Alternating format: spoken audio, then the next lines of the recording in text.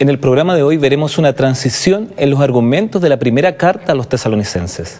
Pablo pasa de la iglesia a los apóstoles y su experiencia en Tesalónica. En el capítulo 1, Pablo agradece a Dios porque los creyentes lo imitaron a él y llegaron a ser modelos de fidelidad. Ahora en 1 de Tesalonicenses, capítulo 2, versículos del 1 al 12, Pablo profundiza en la vida que capacita a los apóstoles para actuar como modelos. Entre las muchas motivaciones para enseñar, predicar y servir, Pablo señala cuál es la más importante, y es que el ministerio sea agradable ante Dios. Pablo se preocupa menos por el crecimiento numérico que por el crecimiento en los principios espirituales correctos. Y es la misma y mayor preocupación de Dios. Dios desea que en cada uno de nosotros haya un crecimiento espiritual. Bienvenidos a Lecciones de la Biblia.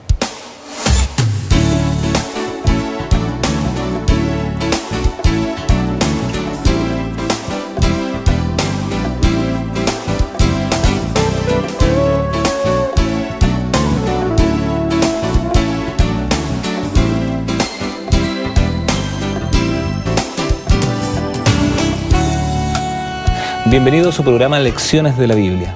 Durante esta temporada estamos estudiando el libro de Tesalonicenses, los escritos del apóstol Pablo. Un tremendo libro, no solamente para aquel tiempo, sino que extraemos nosotros lecciones para nosotros también hoy. Y quien nos acompaña para desarrollar un lindo tema es nuestro hermano Gabriel Enrique. Gracias por estar con nosotros. Él es ingeniero químico, miembro de la Iglesia Adventista aquí en Santiago, en Las Condes. Así que bienvenido, gracias por estar. Había estado en otras oportunidades, pero ya era bueno tenerte nuevamente con nosotros. Gracias, José. Yo me alegro de estar aquí nuevamente contigo y con todos nuestros amigos y televidentes. Realmente hace un par de años ya, ¿no? Más o menos. Un año atrás. Un año atrás. Yo recuerdo que nos encontramos aquí. Pero siempre es bueno tenerte y ya lo habíamos echado de menos, así que gracias por haber venido. Vamos a ver una nota introductoria que nos ayuda a entender un poco del ministerio del apóstol Pablo a través del ejemplo que él entregó a los miembros de Tesalónica, pero que también hoy día nos ayuda a entender por qué nosotros seguimos los modelos y los ejemplos de otras personas. Vamos a ver.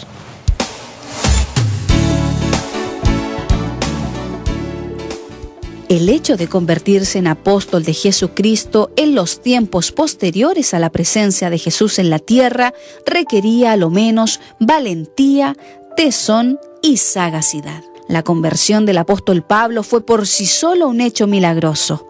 Pasó de ser un perseguidor de cristianos, quedar ciego y recuperar la vista, a transformarse en el gran apóstol predicador y formador de iglesias. Desde los comienzos de las persecuciones ordenadas por el emperador romano Nerón al iniciarse su reinado en el año 54 después de Cristo, los cristianos fueron tachados como una secta proscrita. Nerón habría incendiado Roma para reconstruirla a su antojo, y también se decía que los judíos incrédulos de Jesús y del trabajo en ese entonces de Pablo habrían corrido el rumor que el mismo apóstol habría instigado el incendio de Roma para así librarse ellos de la persecución de Nerón. Por esto, Pablo fue apresado definitivamente. Sin duda Pablo gozaba de la protección de Dios, pero debía ser audaz y escurridizo. Pero llegó un punto donde ya no pudo más. Incluso los pocos amigos y colaboradores que tenía fueron dejándolo. Algunos simplemente lo abandonaron por miedo a las penurias y otros fueron a misiones encomendadas. Por ejemplo, Gigelo y Hermógenes fueron los primeros en irse. Demas desertó por el creciente peligro, Crescente fue enviado a las iglesias de Galacia y Tito se dirigió a Dalmacia, mientras que Tíquico fue a Efeso. Finalmente Pablo escribe en 2 de Timoteo, capítulo 4 y verso 11, «Solo Lucas está conmigo». Pablo estaba debilitado por la edad. Estaba enfermo y preso en un calabozo subterráneo muy húmedo. Lucas le sirvió como contacto con el exterior y también como consuelo. En el año 67, todavía bajo mandato de Nerón, Pablo fue sentenciado a muerte y decapitado solamente por tener ciudadanía romana, ya que el suplicio de morir crucificado era para los extranjeros. Pablo predicó con fuerza, sustentándose por sí solo y jamás temiendo al imperio. Y así dejó este ejemplo para toda la cristiandad de aquellos tiempos y también para nuestros días.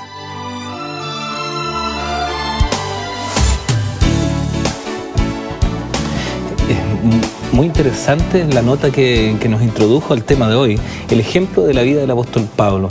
Cuando uno analiza, Gabriel, un poco o solamente a través de este video lo que sucedió con la vida del apóstol Pablo, uno les gustaría seguir el ejemplo de él. Muchos de nosotros diríamos, por lo que él pasó, diríamos, mejor no. Y quizás el ejemplo de gente que no haya sufrido tanto, pero en la predicación del Evangelio y bajo lo que tú entiendes de lo que vivió el apóstol Pablo, es tan sufrido. Hay algunas cosas que el Evangelio dice que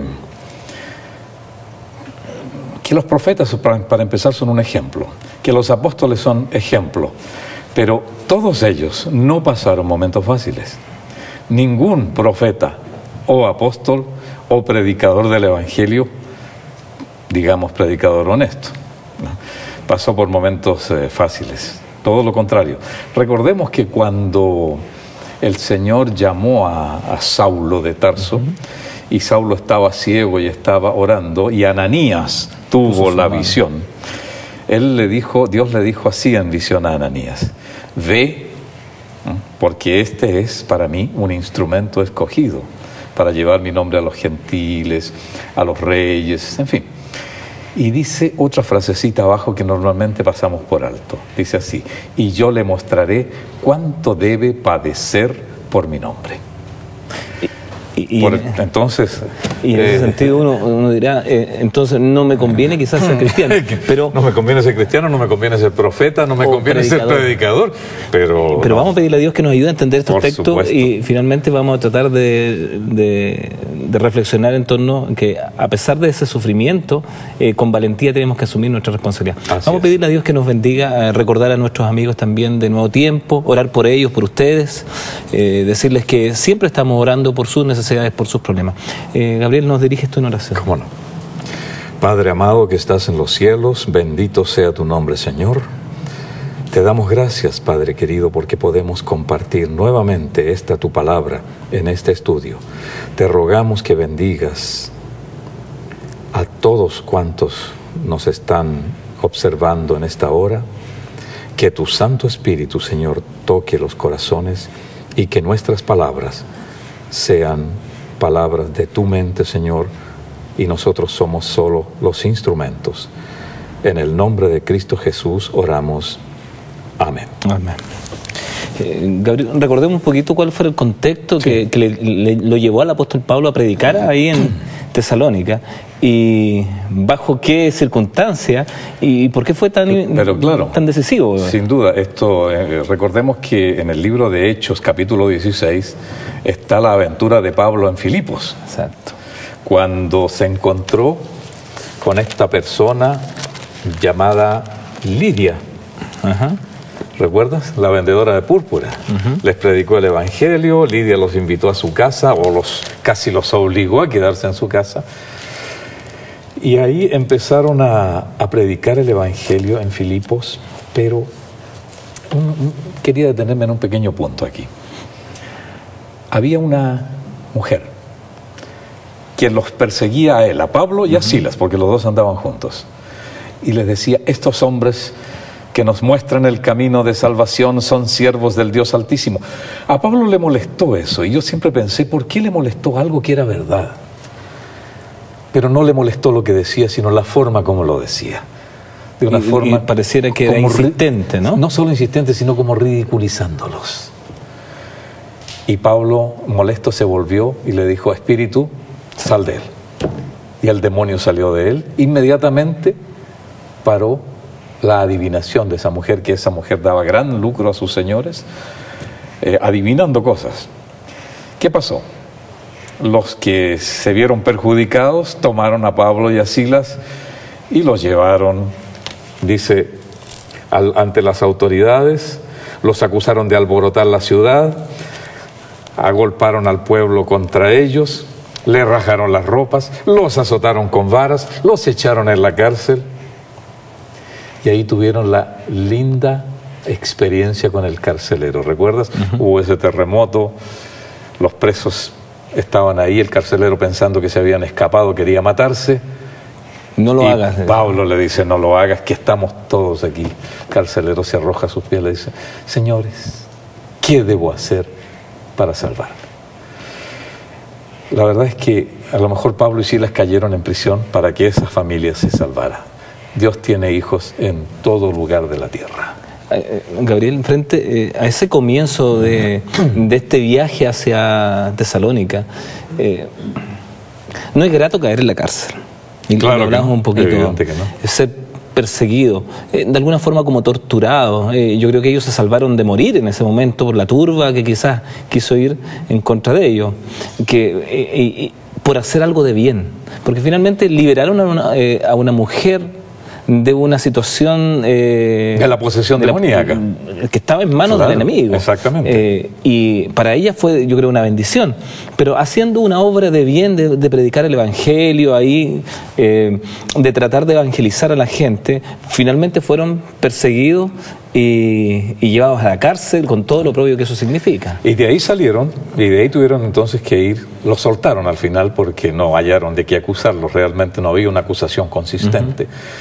Y él les dijo, bueno, ustedes nos azotaron, nos metieron a la cárcel, nosotros somos ciudadanos romanos. Y ahí los magistrados tuvieron miedo, porque azotar a un romano sin juzgarlo podía caerles la ley a ellos encima. Ahí les pidieron disculpas, les pidieron que salieran de la ciudad, y ahí ellos se fueron a Tesalónica. Ahora, cualquiera después de esa experiencia de estar ahí, uno diría, ¿para qué me voy a meter más en problemas, no? ¿Para qué voy a seguir avanzando en esta ruta? A lo mejor yo debiera encargarle a gente más joven, a gente que fuera más a... Pero, José, ¿qué es lo que te lleva a ti a predicar el Evangelio? Ahí podríamos entrar tal vez en la otra parte de este estudio. Pero antes de eso, cuando nosotros predicamos el Evangelio, ¿lo hacemos por qué? ¿Cuál es la gran motivación que tenemos? Y tiene que haber existido algo especial en la vida de estos hombres para seguir avanzando en eso. Justamente. Esto creo que lo vamos a analizar un poquito más adelante, las verdaderas motivaciones del Evangelio, porque es algo que te impulsa a hacerlo.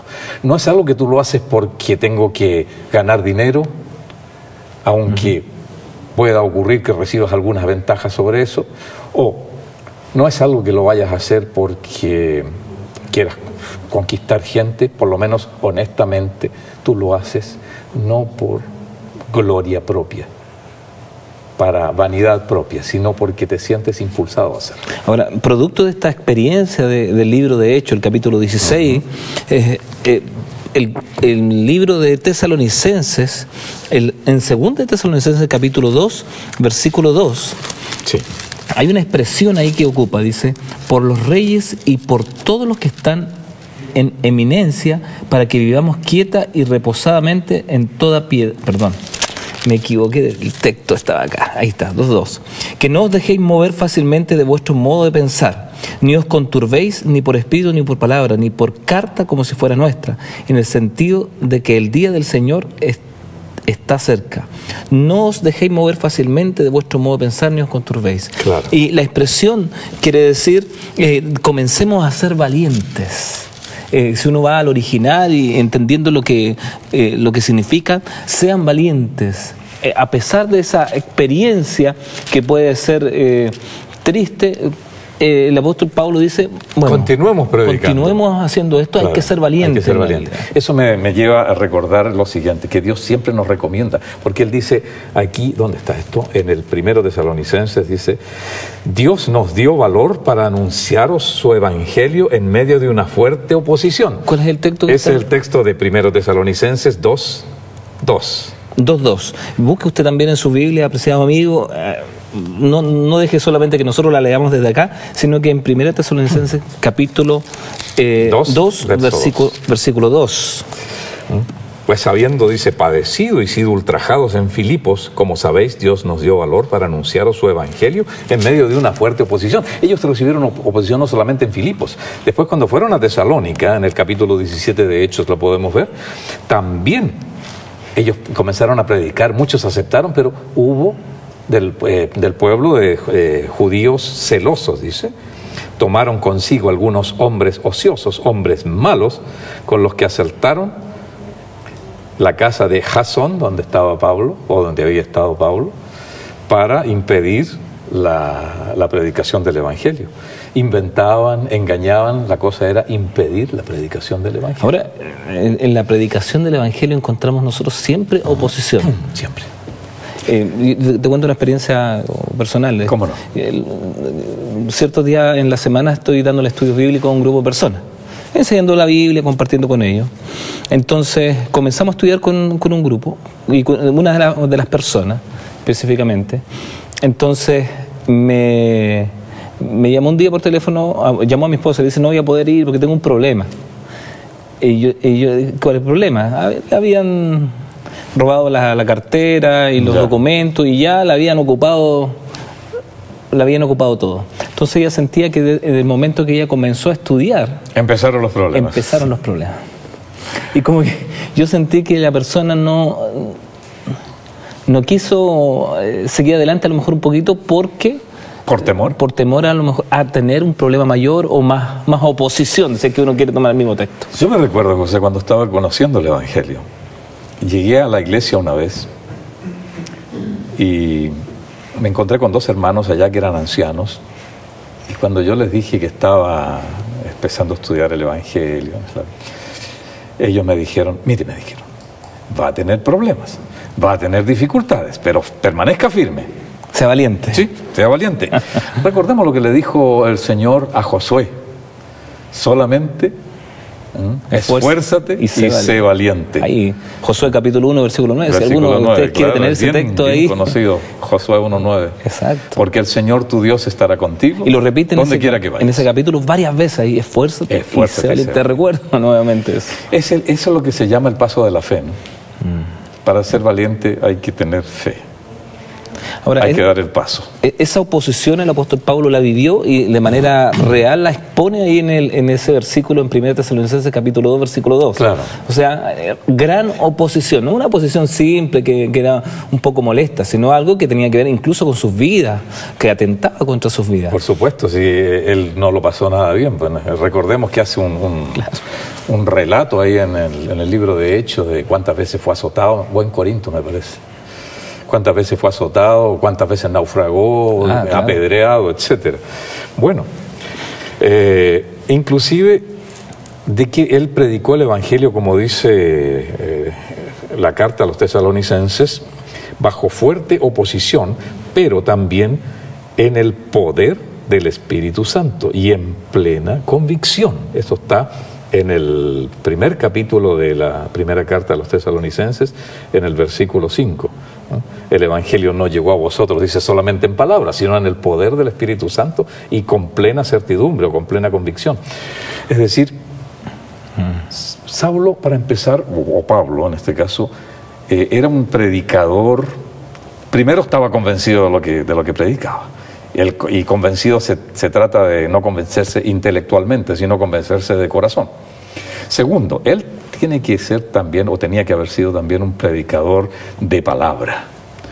Quiero decir, de elocuencia y de poder de convicción. Claro. No podía ser un predicador intelectual solamente. Como leía las Escrituras. Recordemos que los escribas leían las Escrituras y los otros escuchaban. Cuando llegó el Señor Jesús a predicarles, en la sinagoga de Nazaret decía, todos se admiraban de las palabras de gracia que salían de su boca. Y cuando predicaba delante de multitudes, la multitud se admiraba de su doctrina, porque era con poder, autoridad. Y eso es lo que hace cuando uno entroniza el Evangelio dentro del corazón, habla de él, es como si la palabra te diera autoridad. Y Saulo la tenía. Y qué interesante, porque ahí el apóstol Pablo, esa autoridad que tú te refieres, tiene que ver con la convicción de lo que él predicaba, sabiendo que era verdad, entendiendo en su propia vida las cosas y habiéndolas experimentado, ¿no? Porque él las vivió, pues. Exacto. Hay mucha gente que vive un evangelio de mentira, de manera intelectual, de conocimiento simplemente, pero la verdad que la experiencia espiritual es la que nos ayuda finalmente a entender que estamos en el camino correcto. ¿Cuál fue la convicción del apóstol Pablo? ¿Cuán grande fue la convicción del apóstol Pablo de, a pesar de las oposiciones que tuvo, de los sufrimientos que tuvo, con valentía siguió adelante? Le mostró también a los tesalonicenses que no eran tan importantes esos sufrimientos frente a la esperanza que él tenía. A la esperanza que tenía por delante. Recordemos cómo fue la conversión de él, pues. Exacto. La conversión de él fue espectacular. Es curioso, ¿no? Dios a veces hace conversiones en las personas de manera tan diferente, de acuerdo a la vida de la persona, de acuerdo a la mentalidad, de acuerdo al carácter. Con Pablo él tenía que tratarlo así. Inclusive cuando le dijo a Ananías, él debe padecer por mi nombre, por algo lo hizo. Y tuvo que detenerlo en un momento de la vida de manera muy fuerte. Fuerte. Y a lo mejor Dios también tiene un plano, una estrategia contigo. Vamos a seguir estudiando estos hermosos temas. Vamos a ir a una pausa y seguimos junto a Gabriel estudiando el libro de Tesalonicenses. ¿Cómo no?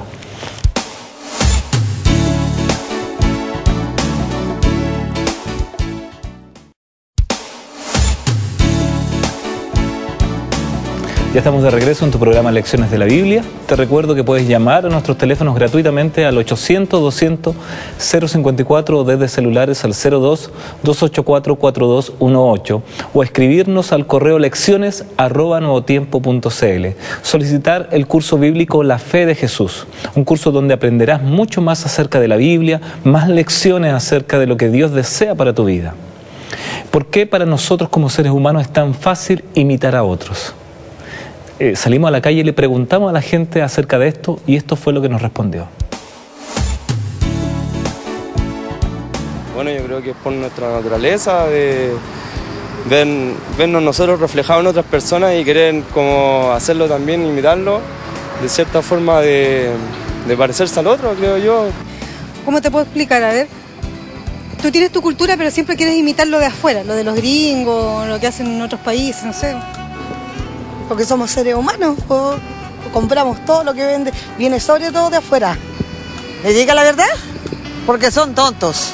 El asunto de la competencia, es el mal nacional, ¿eh? Hay personas que viven de eso.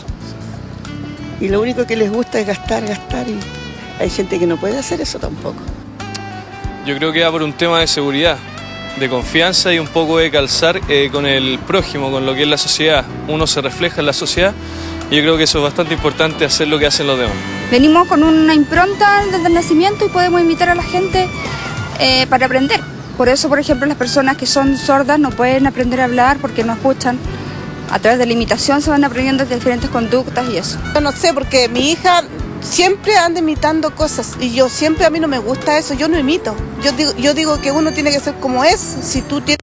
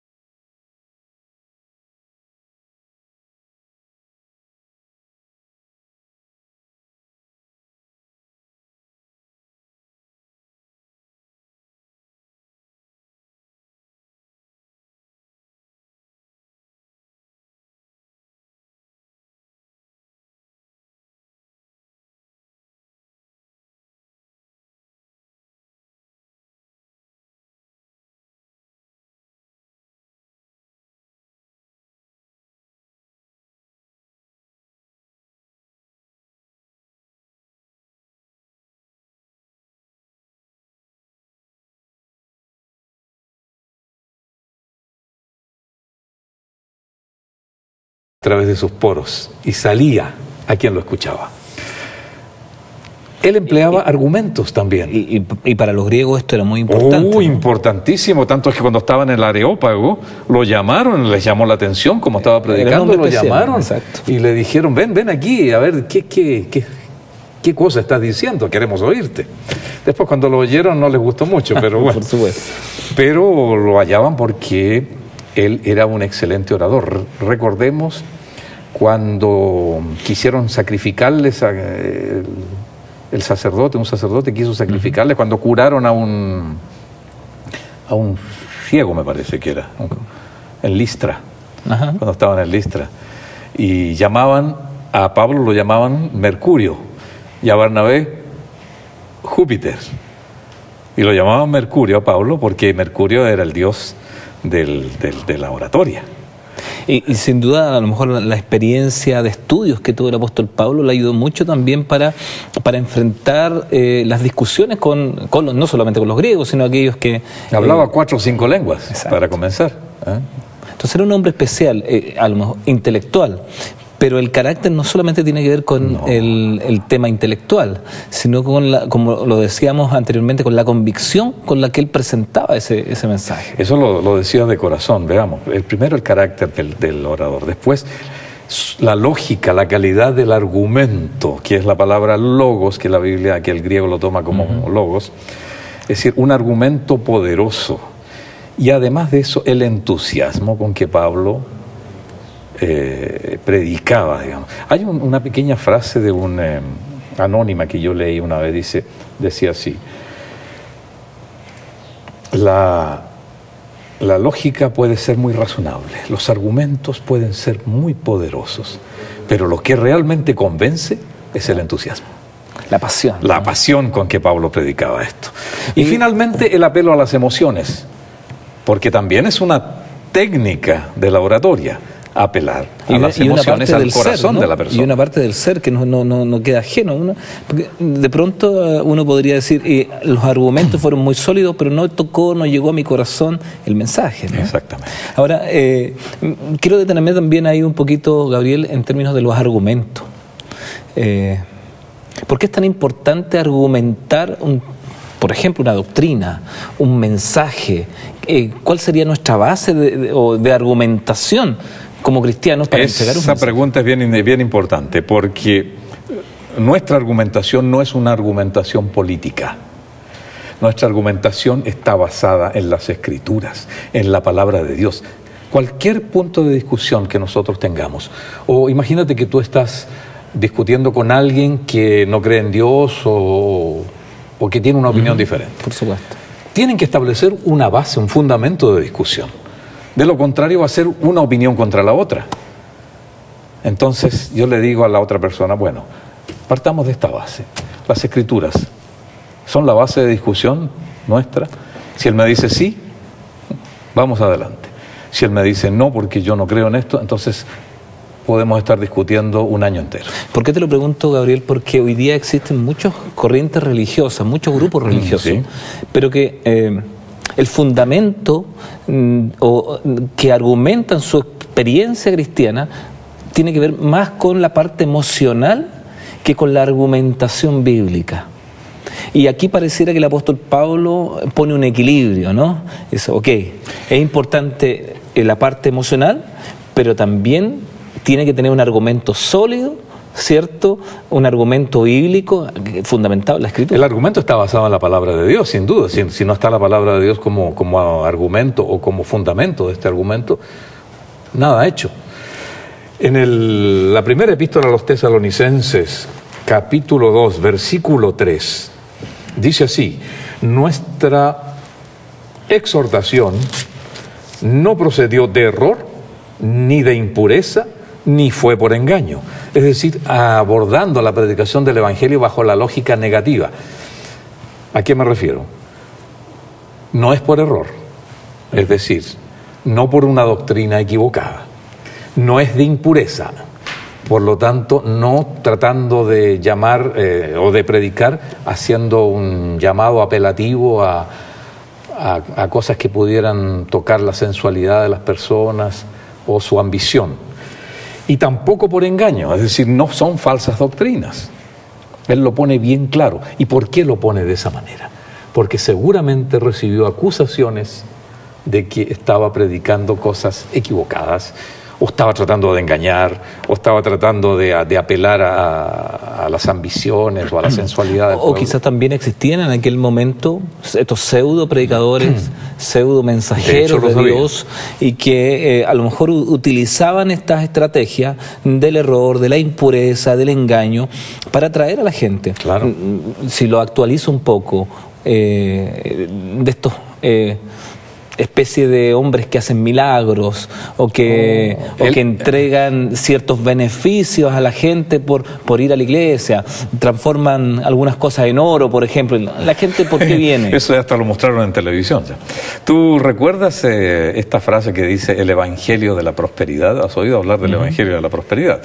Ofrecen 1 y 1000 regalos, presentes. Usted puede ser, en fin, solucionar todos sus problemas económicos, puede llegar a ser hasta rico si acepta el Evangelio, si da esto otro. Todos esos apelativos que son argumentos apelando a la ambición, a las emociones, falsos, y que Pablo dice, claro, rechaza. Y el apóstol Pablo dice, mi interés real no son aquellas cosas. No, claro. El poder, los recursos que podía finalmente, por el tipo de carácter o por los argumentos muy sólidos que tenía el apóstol Pablo, la forma como él entregaba el mensaje, podía haber sido un hombre que viviera de eso. Incluso más adelante lo vamos a ver. O sea, él no quiere ni ser gravoso para la gente, no quiere ser una carga para nadie. El interés real es la predicación del mensaje. Y yo me alegro, Gabriel, por ejemplo, a través de Nuevo Tiempo. Puede a lo mejor que somos un canal cristiano humilde, pero con un fin centrado en la salvación de las personas. No se pide dinero a través de un canal, de este canal. Y eso nos alegra, porque nuestro interés no es beneficiarnos de alguna forma.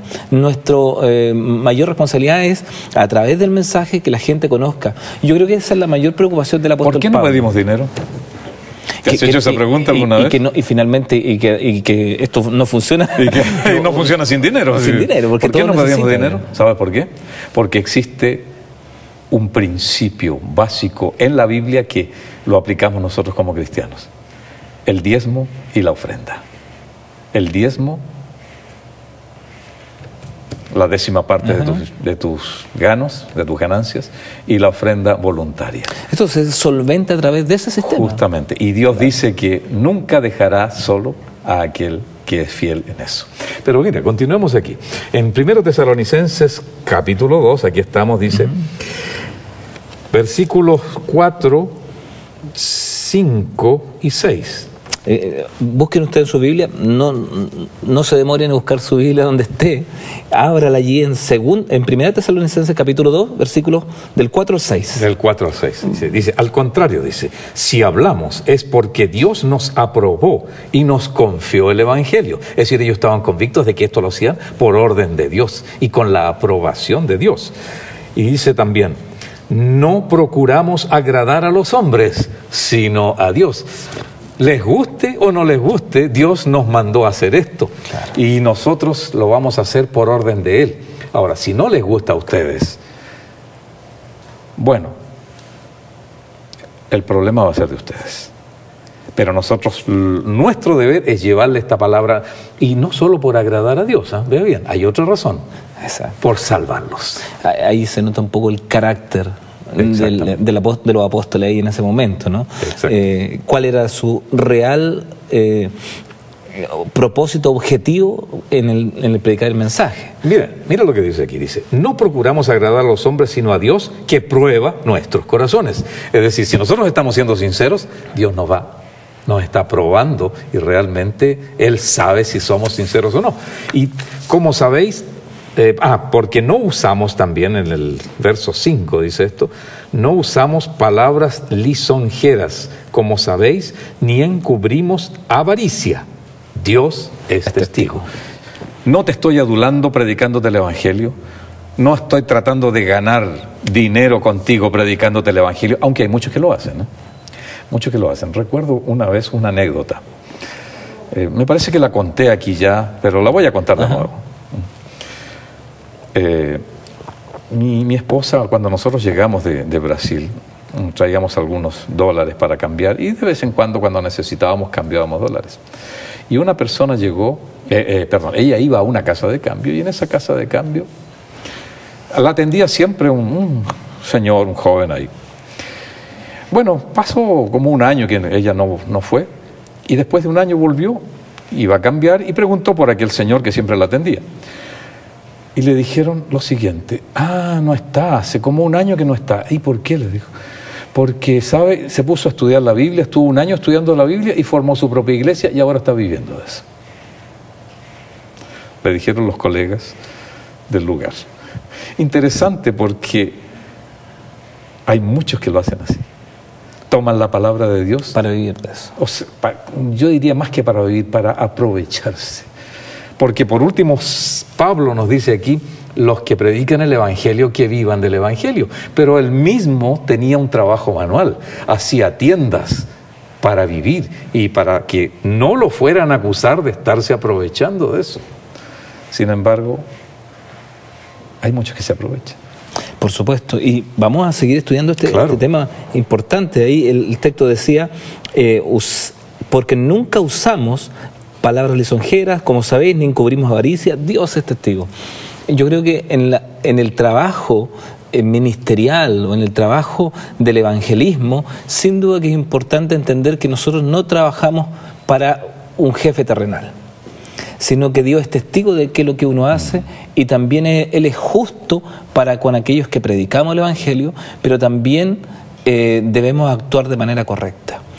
¿Usted está analizando todos estos temas? ¿Está entendiendo lo que la Biblia dice? Vamos a seguir hablando más, un poquito sumergiéndonos en el libro de Tesalonicenses. Vamos a ir a una pausa y ya volvemos junto a Gabriel con más lecciones de la Biblia. Amén.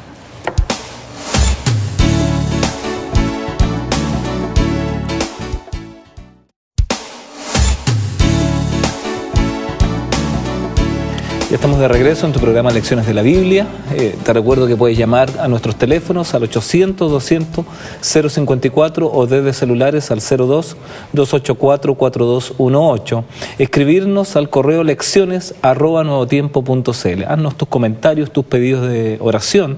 Nosotros dedicaríamos un poquito de tiempo allí para poder responder a aquellas necesidades que tú tienes, alguna consulta o alguna sugerencia que nos pueda ayudar a mejorar este programa. Estamos junto a Gabriel Enríquez, quien es ingeniero químico. Gabriel, nos contaste ahí en la conversación que teníamos en los bloques anteriores que estuviste en Brasil algunos años, sí. Luego me imagino aquí en Chile primero, después te fuiste a Brasil, sí, por trabajo. Cuéntanos un poquito acerca de tu experiencia allá de vida, digamos, de vida. Bueno, ha sido bastante movida, pero solo puedo decir en resumen una cosa. En Brasil conocí el mensaje del Evangelio. Muy bien. Allá me bauticé. Así es que físicamente nací en Chile y espiritualmente nací en Brasil. ¿Cuántos años en Brasil? Casi 20 años. Harto tiempo. Sí, toda una vida. Mis hijos se criaron allá, tanto es que un hijo está allá, vive allá. Y tengo nietos brasileiros. Muy bien, muy bien. Y siempre es un placer poder conversar con alguien que tenía una experiencia distinta respecto al Evangelio, porque de cada persona uno extrae algún mensaje distinto y diferente y especial. La verdad es que podría contar muchas historias, pero no es el objetivo ahora. Pero... No, está bien. Habíamos quedado inconcluso un texto allí. Habíamos dicho que sí. En 1 Tesalonicenses capítulo 2, versículos del 4 al 6, pero nos faltó el versículo 6, dice ahí el apóstol Pablo en relación a lo que veníamos conversando. Dice, ni buscamos gloria de los hombres, ni de vosotros, ni de otros, aunque podíamos seros carga como apóstoles de Cristo. Ahí el apóstol Pablo habla en relación a su responsabilidad que él tiene, ¿no? Dice, yo no quiero causar ningún oprobio frente a esto, y aunque en rigor podría yo vivir y depender quizás de la ayuda de ustedes, me he propuesto no para agradar a los hombres, sino para agradar a Dios. Exacto. Ahora hay otra cosa también, uno dice para agradar a Dios, muy bien, pero cuando tú predicas el Evangelio, tiene que ser algo que nazca del corazón. Para que nazca del corazón, uno tiene que sentirlo como positivo y por último, esto tiene que causarle a uno alegría. Cuando tú predicas el Evangelio, ¿predicar el Evangelio te da alegría? te da motivación para continuar haciéndolo. Claro, por supuesto. ¿En qué está la motivación? ¿En qué se basa esa motivación o esa alegría? Por lo menos para mí yo lo he sentido así. Cuando predico el Evangelio y veo una persona aceptar el Evangelio, conmoverse con sus palabras y decir, esta es la solución para mi vida, esto es lo que yo tanto andaba buscando,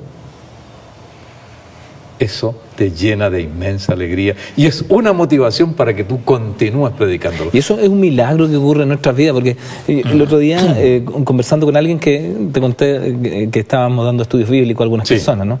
Pero a una niña le estamos dando estudios bíblicos ahí junto a mi esposa, me decía, ¿y ustedes por qué dedican tiempo a esto? ¿A mí? ¿A pito de qué? Ya.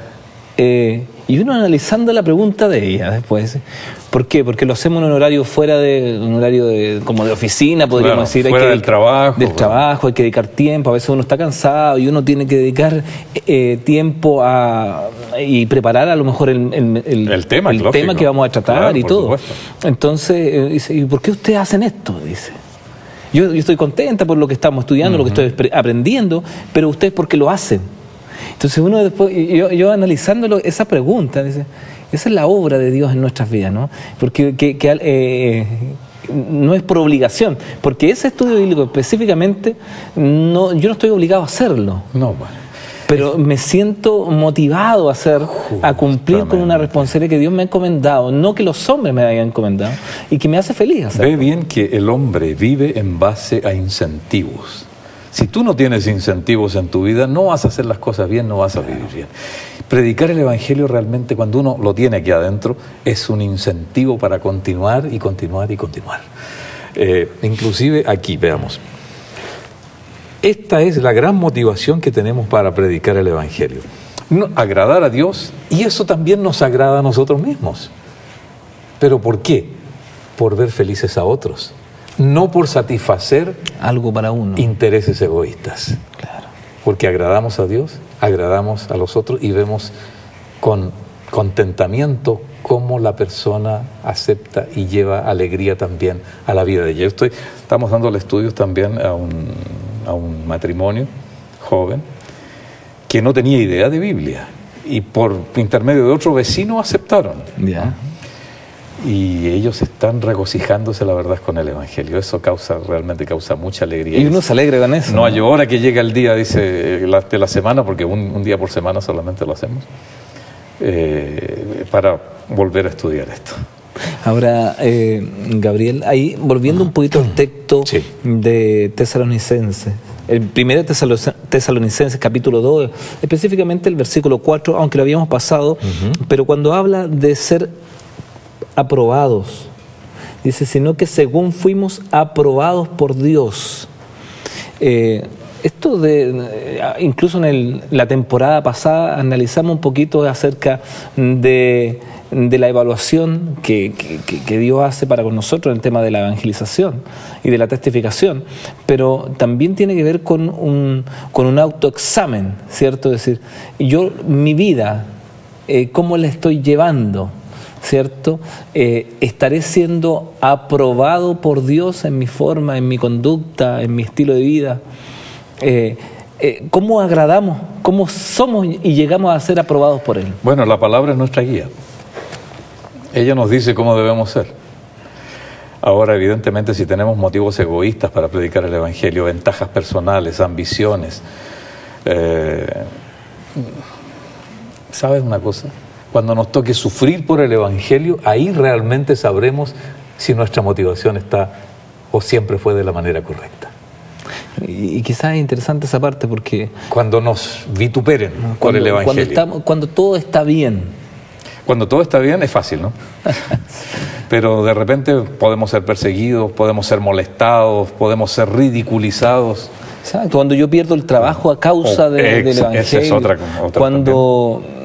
Mi familia, o siento la incomprensión de mi familia porque yo he seguido... O perdemos amistades, o perdemos relaciones familiares.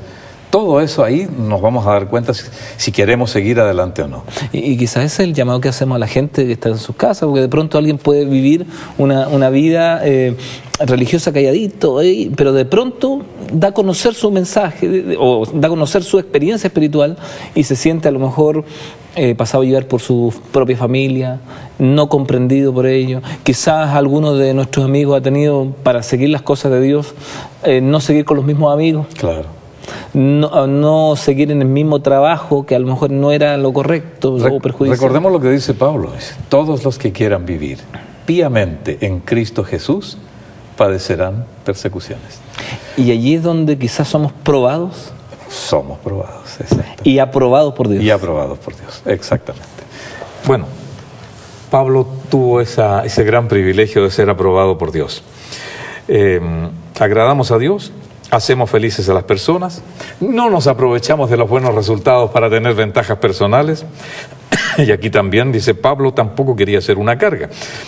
Aquí en 1 Tesalonicenses 2, desde el 6 en adelante, dice: nos portamos, este es el versículo 7, 1 Tesalonicenses capítulo 2, versículo 7 en adelante. Okay.